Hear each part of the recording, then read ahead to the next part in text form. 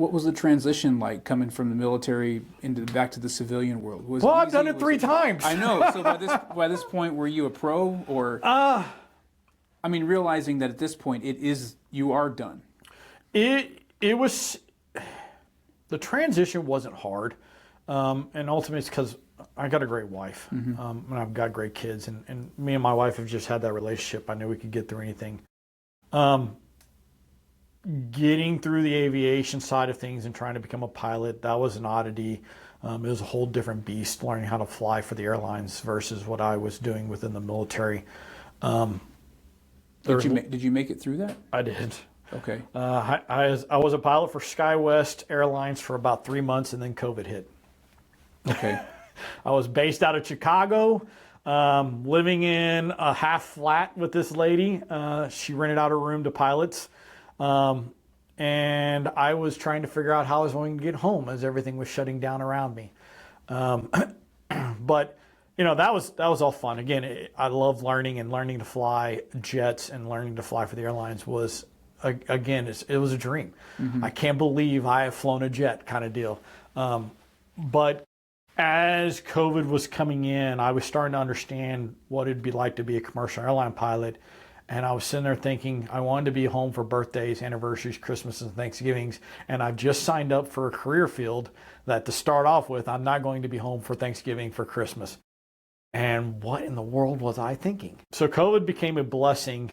I volunteered for unpaid time off from SkyWest Airlines.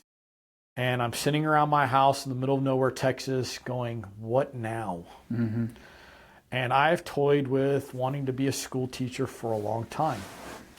And my wife, bless her heart, she's a school teacher as well. She's like, I don't know. You're used to getting your way. You have been in charge of soldiers for a long time. And when you say to jump, they say how high. And you're wanting to become a school teacher where kids are going to go, why? I don't want to do that. I'm not going to do that. Can you survive that? And I was like, I don't know, but I really feel like it's what's calling at me. I want to teach. And so I spent my time on unpaid leave doing I Teach Texas, going through all those rather quickly. I got everything required to be done within about 3 months, and I got a job to teach with an interim teaching certification. And I haven't looked back. Did you ever do any observations or student teaching? No. All my stuff was, here it is, textbook, read it, write about it, talk about it, all that good jazz. First day on the job was the first day on the job. I'm the teacher. It wasn't under another teacher. I was hired to be the 7th and 8th grade math and RLA teacher at a K through 12, 150 student school out in the middle of nowhere. Oh, by the way, this is post-COVID. So I spent the first half of the year doing it all synchronous online.